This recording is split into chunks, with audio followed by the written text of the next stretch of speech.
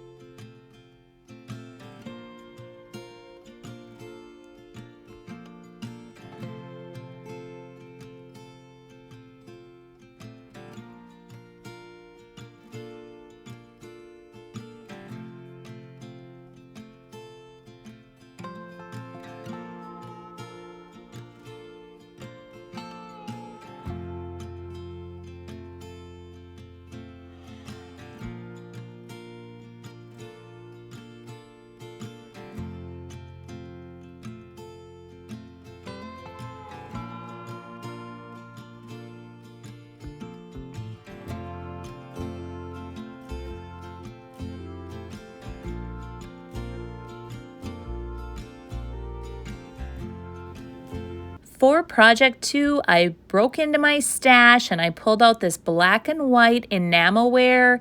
I also grabbed some ball jars. Now, these are not official ball jars, but they look like it. And I liked the silvery look of the jar. I've got those a while ago in a thrift haul. I thought this paper called Label Masterboard would be perfect for the items I pulled out of my stash. I really wanted to transform some amber bottles or regular bottles, but guess what? I don't have any in my stash. Can you believe it?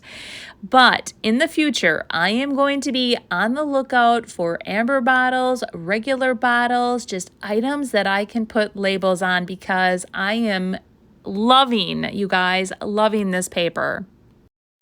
I was very undecided what I wanted to put on this white enamel pot.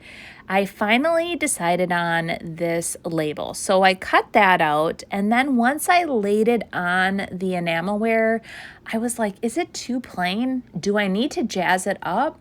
I ended up cutting out a bunch of different labels, but in the end, I still settled on my first label, and I thought, no, this is what it would look like if I had bought something like this in the olden days.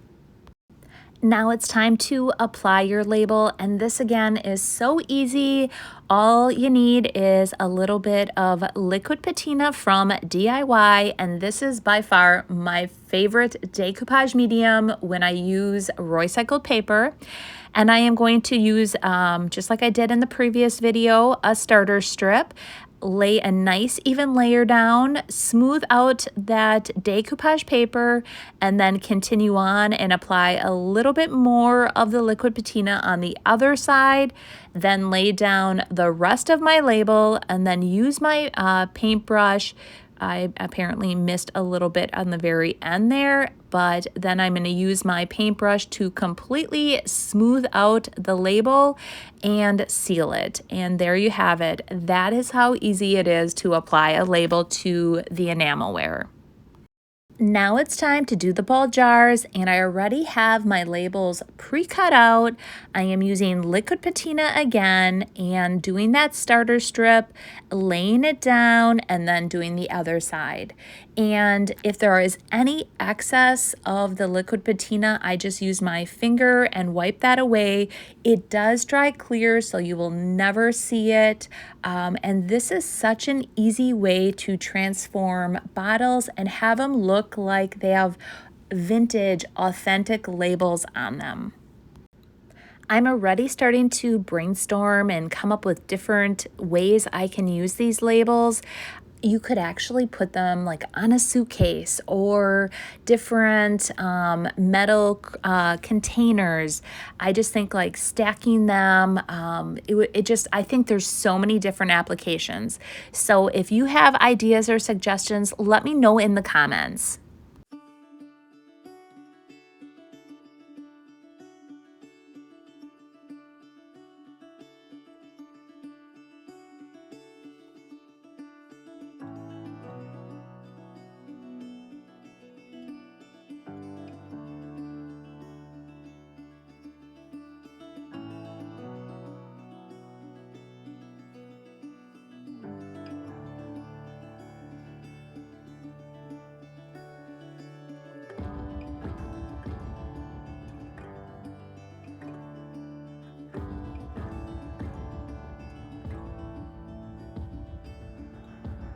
For project 3, do you guys remember when I found this beauty up in northern Wisconsin?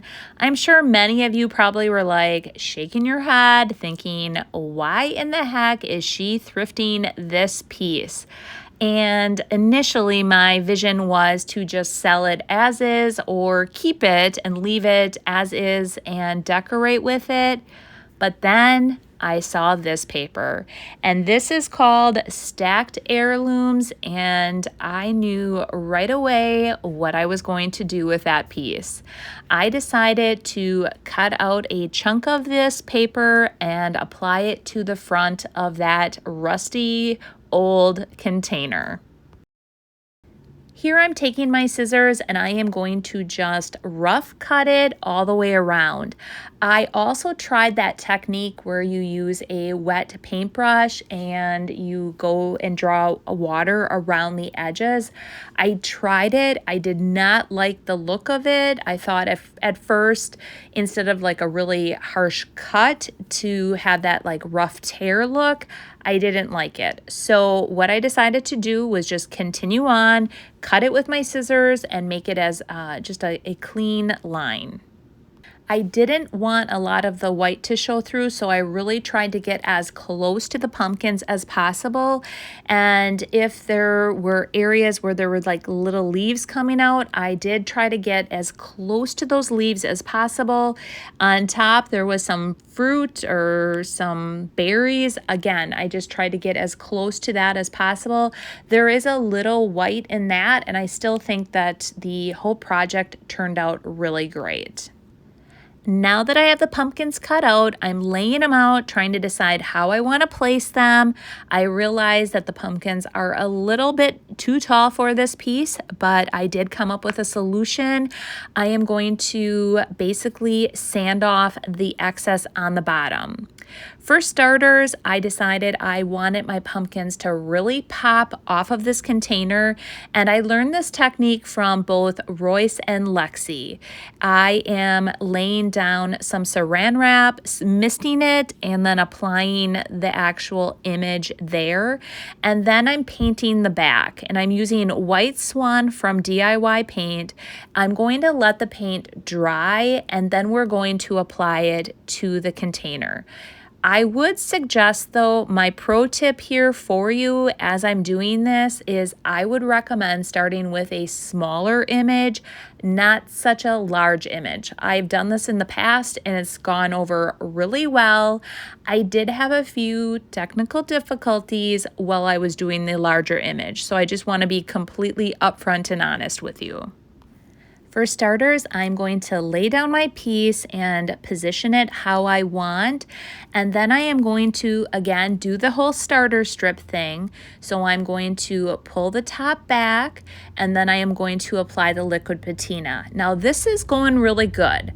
And this is what you want to do with a large piece like this. You want to work in sections. And so I lay down my liquid patina. I am then take my decoupage paper and I start working it in. So this piece is not perfectly flat. I want to get the actual decoupage paper embedded into all the nooks and crannies. So this goes over really well at this point. Now, when I flip it back over, I realized my paint was not completely dry. That was number one, which did not cause any major issues. But now this is when I think I overworked an area. So you can see I'm trying to work it all out. It's kind of sticking, but I still get it to place just perfectly. And I overworked an area right on top, and the pumpkin paper actually tore there. And so I'm like, okay, don't freak out, Sonnet. You're going to have a solution. Just keep working your way down. Everything else was perfect, you guys. I got it all worked all the way down. No issues. I just kept smoothing it out perfectly. And I finally came up with a solution for that area of the pumpkin that tore. And I don't know why that area actually tore.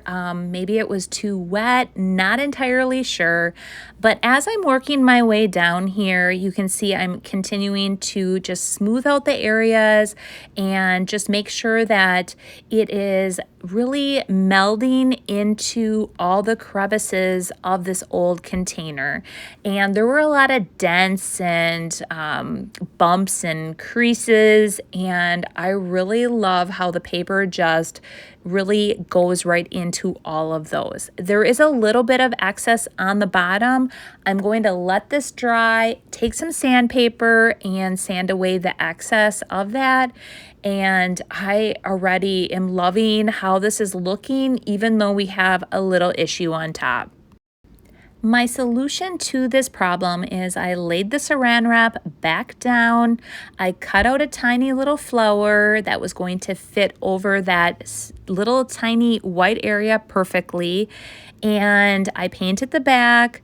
I am now applying a little bit more liquid patina to that area, and then we're going to apply the flower there, and it's going to completely camouflage it. And the colors of the flower actually are the same as like those little berries that are on the pumpkin below. So it actually looks like it was meant to be there, I think. I think it was a perfect solution to this issue, and there. I placed it. I'm going to take my fingers and just rub it to make it just smooth it out a bit, and then come back with my paintbrush and then finish smoothing it out and wiping away any of the real excess of the liquid patina. And like I said, I think this really looks like it was meant to be there. And that's another thing too. I always talk about layering the transfers for IOD. You can definitely layer your decoupage paper as well. Same thing here. Now that my piece is completely dry, I took a piece of sandpaper and in a downward motion, I sanded the excess paper off, and now your project will be complete. The last step I did though, guys, is I sealed the entire piece with Big Top. I just wanted to seal all that rusty, crusty look.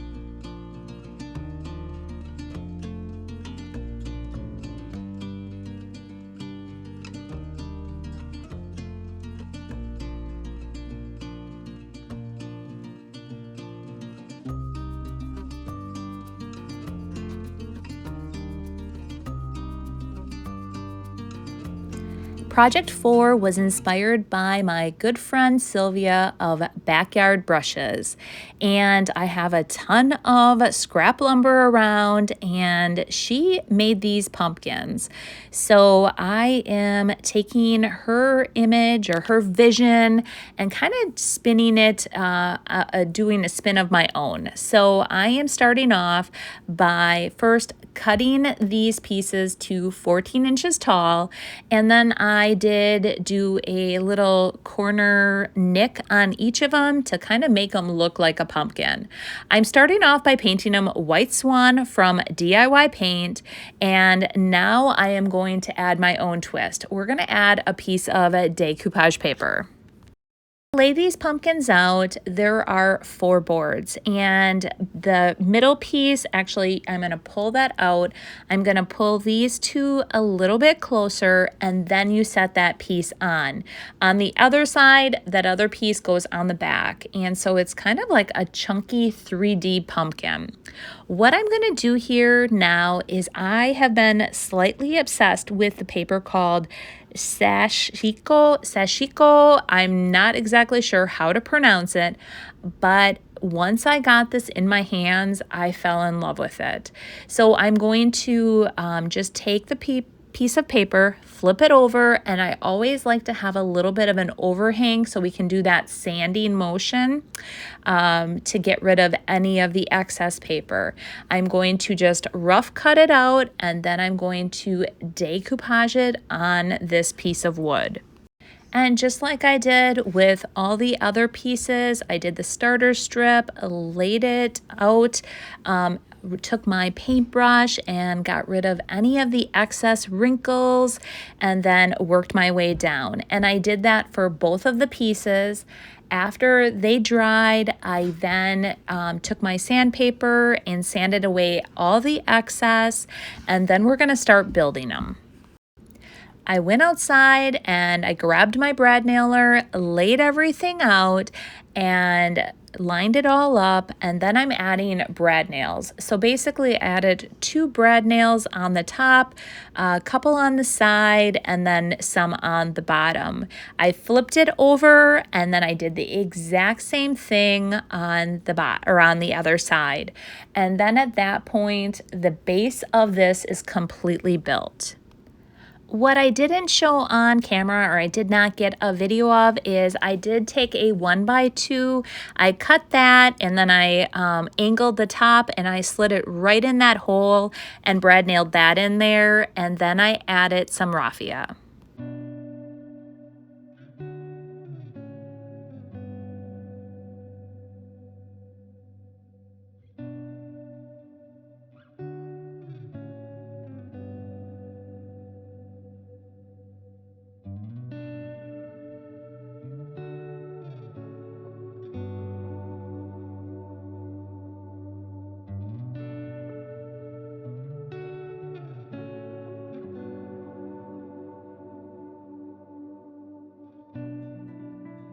For my fifth and final project today, I was recently thrifting and I found this picture, and the reason I grabbed it was for the frame.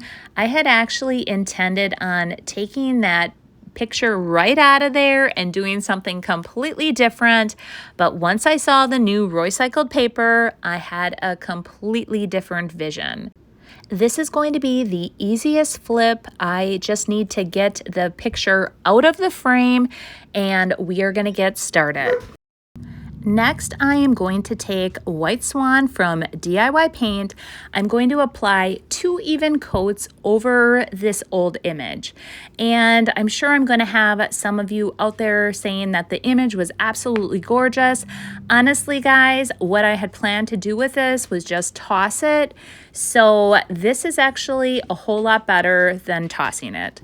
Now that it is completely dry, I'm taking the new paper from Roycycled and I am going to apply that to this piece. Every release, Royce picks a new artist, and for this release, Ricky came up with these 4 beautiful landscapes.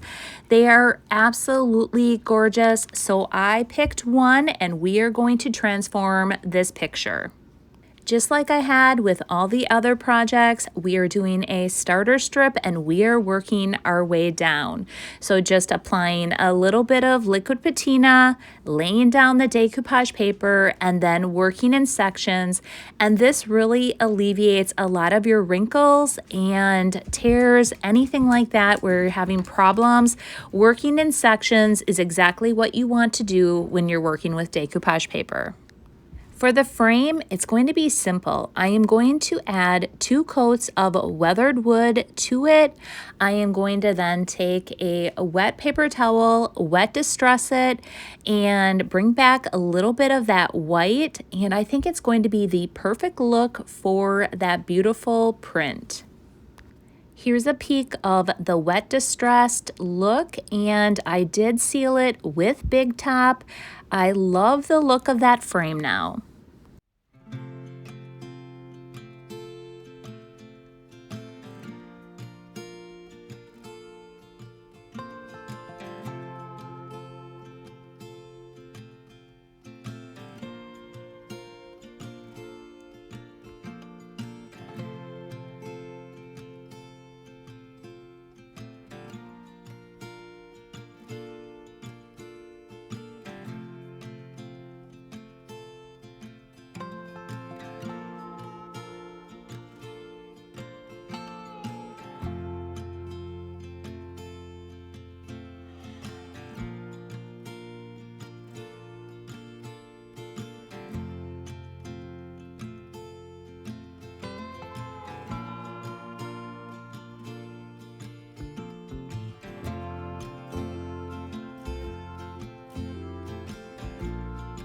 What did you guys think? What was your favorite project, and what is your favorite Roycycled paper from the new release? I can't wait to hear, so put it in the comments. I'd love to hear what those are. My favorite project is definitely, well, I'm a little torn again, but I really like those 4 frames. Right away when I went thrifting and I found those, I knew immediately I was going to transform them into something beautiful. And I love how they turned out with that paper. It was perfect. It just fit in there perfect, and there's so much paper left to do more projects. So I can't wait to hear what you guys think about the papers and the projects today. Definitely try to join me for my lives on Mondays and Wednesdays. I am going live now over here on YouTube, and I'm still going live on Facebook on Mondays at 6 o'clock and Wednesdays at 10 a.m. Central Standard Time. I am now starting to prep for Cranberry Fest, so what I'm going to do is go into my stash, grab items, bring them out, and I love it that you guys are so interactive and join me and help give me ideas and suggestions. You guys have some great ideas and I love it. So I hope you guys can join me for one of those. Otherwise, I hope you guys have a great weekend and you'll see me back on Monday for another video. All right, have a great weekend. Bye.